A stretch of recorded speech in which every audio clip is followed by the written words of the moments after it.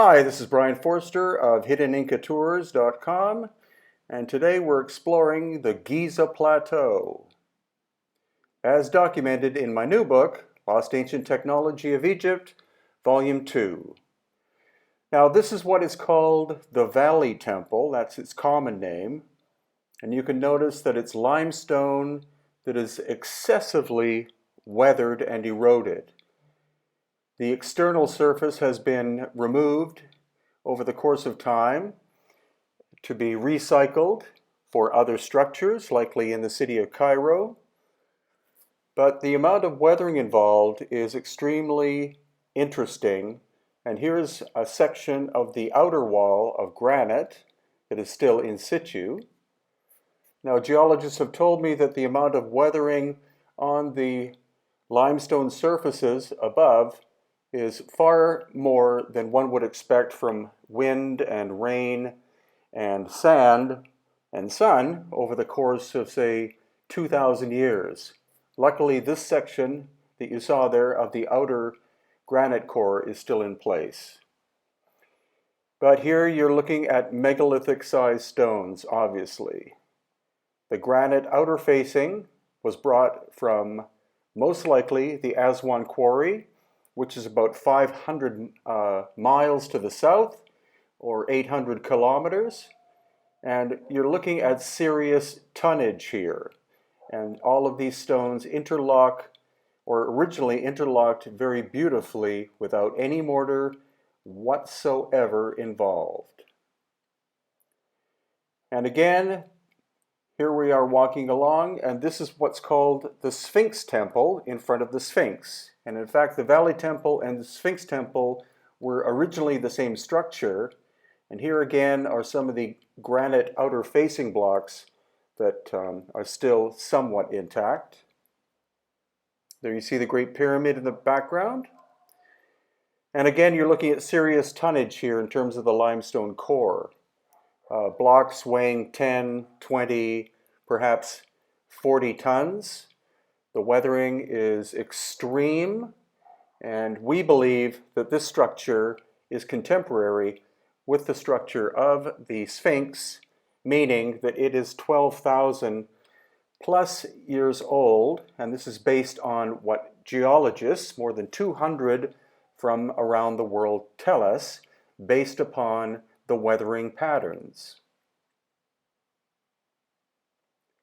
So this is inside the so-called Valley Temple. Notice the amount of erosion on the bottom of this pillar as compared to higher up, which we will see in other video clips. You can see the bottom half, roughly, seems to be heavily weathered. That may very well have been water. And here you see the interfacing granite stones that originally were very tightly fitting together. Again, the granite all came most likely from the Aswan Quarry in Aswan itself, in the very southern part of Egypt. Again, notice the weathering on the lower section. And here, again, we're still inside the Valley Temple. You see how the blocks interlock almost perfectly. There was no mortar originally, but they've done repair work, and so they've done some filling in recent times. And this is the passageway that takes us up higher onto the Giza Plateau. Again, megalithic-sized blocks of granite.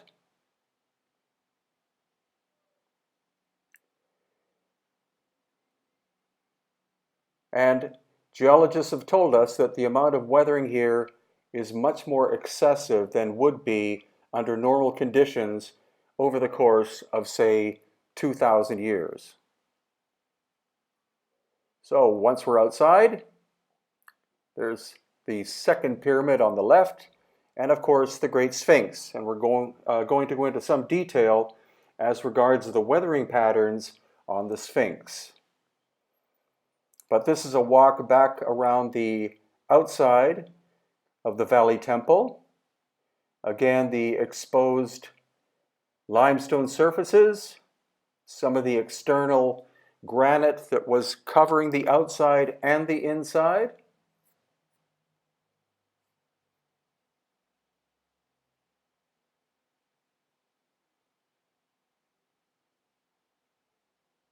And another glimpse inside the niche of the valley temple so that we can see the scale of the granite blocks. There you see a repair that could have been done maybe in dynastic times. The floor is granite, and the walls are again these multi-ton blocks.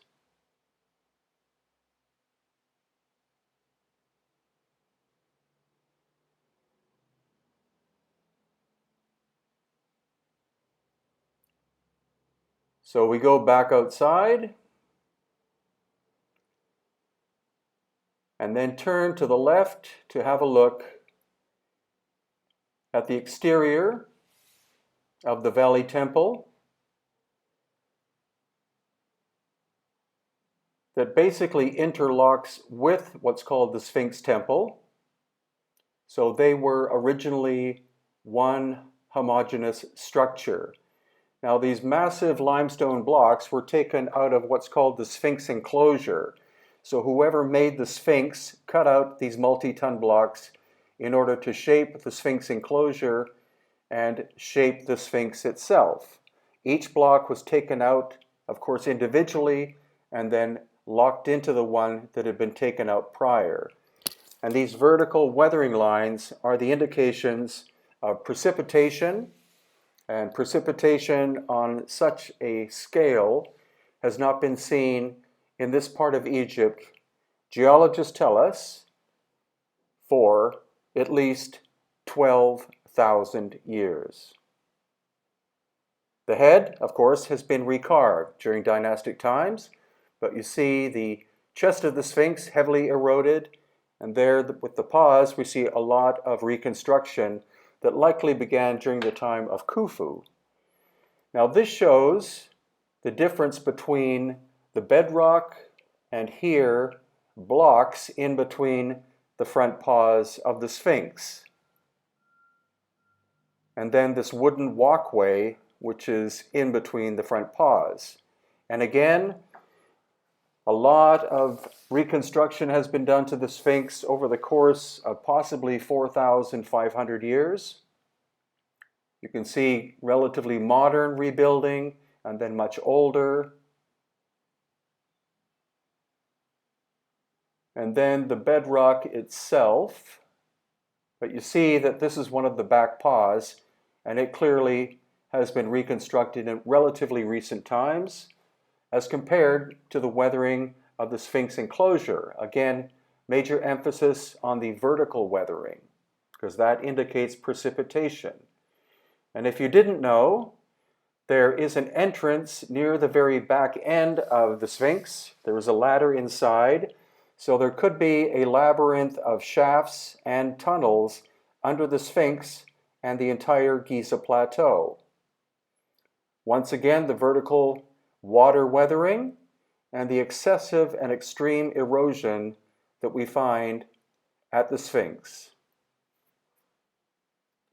Different layers are different hardnesses, so the softer layers were carved out much more rapidly than the harder layers.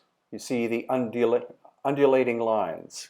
And this shows you the extent of the Sphinx enclosure itself, that the Sphinx was carved out of the bedrock itself.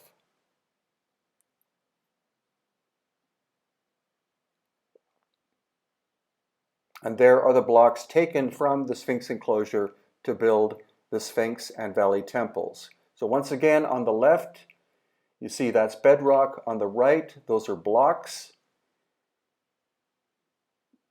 So the story that there is an entrance to the Sphinx in the front is likely true, because if you look at the rectangular system of boards there, that section can actually be taken out.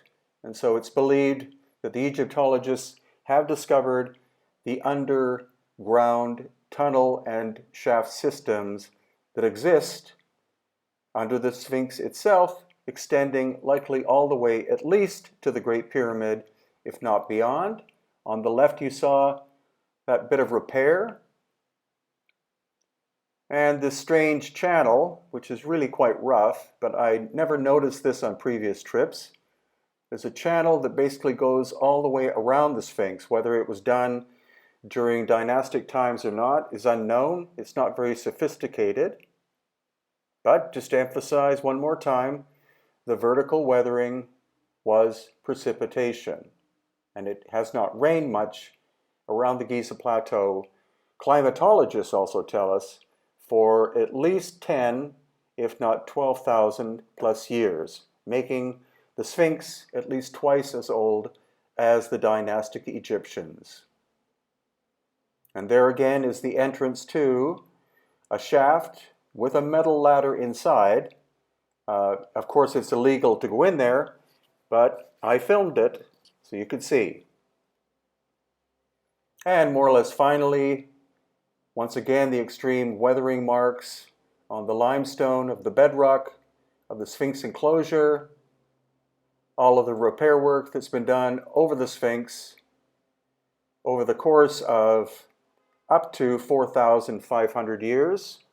Some Egyptologists insist that Khufu was the one who constructed the Sphinx, but it's likely he and Khafre were the ones who did repairs. And this shows you again the transition between the bedrock and then these blocks of limestone and the rectangular section, which underneath is believed to be the entrance to the shaft and tunnel systems. So these are upcoming tours for 2019, as 2018 tours are full. In January, Advanced Technologies and Wisdom of the Ancients India tour in January 2019. Mexico Ancient Technology tour in February 2019. There are megalithic sites in Mexico. And Egypt, Lost Ancient Technology and Metaphysics in April 2019. And these are related books at Amazon.com. Akhenaten, the heretic pharaoh, the only person who lived during dynastic times that intrigued me because he was such a rebel. Aftershock, the ancient cataclysm that erased human history. Lots of evidence of cataclysmic damage in Egypt. Lost Ancient Technology of Egypt. This is volume 1 in a series. Lost Ancient Technology of Egypt, volume 2, which includes an extensive study of the Sphinx, the Great Pyramid System, etc. The Enigma of Cranial Deformation, co-written with David Hatcher Childress. And thank you for watching.